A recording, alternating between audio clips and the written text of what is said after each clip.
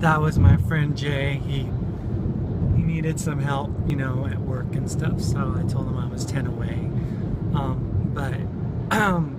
So as I was saying, we went for a walk and stuff, and Cheryl and little Zach, are off doing their own thing, and they're outside of the play area and stuff. Cheryl had gotten a phone call, and Zach was just tagging along. And I took my other 4 kids and just went across the bridge, where Jenny goes walking and stuff, and that nice trail right by the lake and stuff, and we just went walking, And she catches up to me later, and she's like, I just don't understand why you can't tell me when you're gonna be going, because and I'm like, Cheryl, hold on here. I know that you watch the kids and me like a hawk, so I figured that you would already know that. And she's on the phone and stuff, so I wasn't gonna bother her. And she's like, well, I don't appreciate it. And I'm like, well, there's not much you appreciate about me anymore anyway, so what's new? And then she's like, oh, you just don't understand. So we continue our walk and stuff, and the day, finally it comes to an end where we're not able to hang out anymore, and the kids are going to church tonight, which was last night. And my daughter's telling me that she doesn't want to go to church because they got this, some kind of special outreach thing for unsaved kids and stuff, and they play dodgeball with them, and Kayla's really not interested in playing dodgeball or being on a team. So I said, well, honey, if you don't want to go, you don't have to go. And she's like, I really don't want to, Dad. I really don't. And I go, well, honey, it's fine. So then, time to go, right? Okay, kids, let's pack up in the van. We're gonna go, and everything. And Cheryl calls all the kids in, and I say, Cheryl, can I take Kayla with me for like a half hour or whatever, to talk to her, because it really needs to get done. She's like, absolutely not. And I go, really? Are you serious?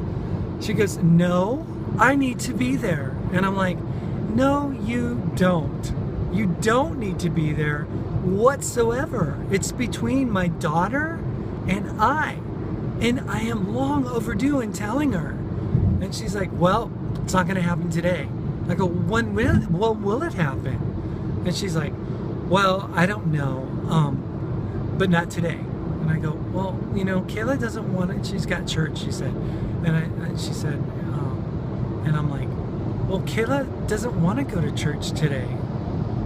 And then she's like, well, no, she can't go with you. Absolutely not.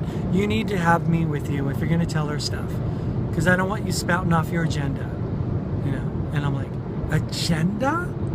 This is just a conversation with a daughter and a father, that's it. And she deserves to hear, people. She is so distraught. She feels like I abandoned her, like I left her, like I don't care about her or something. And it's just not true, And I just wanted to dispel the rumors and the feelings and the sentiments that a little 13-year-old girl who's caught in the middle of puberty is experiencing. Her body's changing. She doesn't like herself as it is. And here she is being abandoned by her daddy. She used to wear a t-shirt that said, Daddy's girl. She's my little girl, I look like her. She looks like me. If you people would see the picture that I have, a side-by-side of her, I'm going to put it up. But it's a side-by-side of her and me, and we look so much alike, and she's mine, but Cheryl said no. So then I just got fed up, and I was walking away, and I turned around and said, Kayla, Mommy doesn't want to tell you this, but the reason we're getting divorced is because Daddy is transgender. And if you don't know what that means, honey, please look it up. I can't explain it to you. Your mother won't let me. And she's like, what? And I go, yes, honey, transgender. Look it up. Or let your brother tell you about it, because her older brother knows. And Cheryl was like, Paul. I'm like, Cheryl, you give me no choice. I have no space to breathe at this point. You suffocate me. And so she's like, ugh. And I'm like, you know what? You are nothing but a bitch.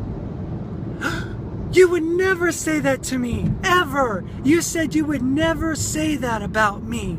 And I go, well, you have earned it. It is your name. It is the best way I can describe how you're treating me. I went on to write some mean things later in a text that she's never responded to. But I had enough, people. I am so tired of being shoved to the ground and being ridiculed and made fun of. I mean, every time I'm around her, she's so condescending towards me. So the best word to describe her was bitch. So I know it's a strong word, and I meant it to be a strong word. It is a strong word. Women hate it. I understand. But if that's what you are, that's what you are. So, I guess I was a bitch to say it, but I was just tired. So I said it. And I haven't heard back from her since, she hasn't said a word to me. And that's fine. I don't really, at this point I'm done.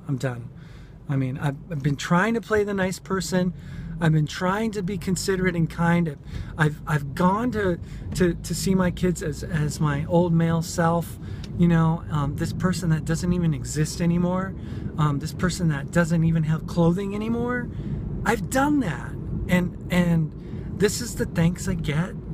So I told her, the next time you'll see me, you'll never see me again as Paul. You'll never see me wearing guy clothes again. This is it. I'm done. I'm not going to take you out to dinner, and we're not going to sit down and eat lunch together. I'm not going to pay for your meal. Nothing. You have become my enemy. And it's strong, people. I understand. But you know what? Divorce is hell. And my children are being used as a pawn against me to tell me what I need to do, and it's absolutely uncalled for and unnecessary. I don't appreciate it one bit.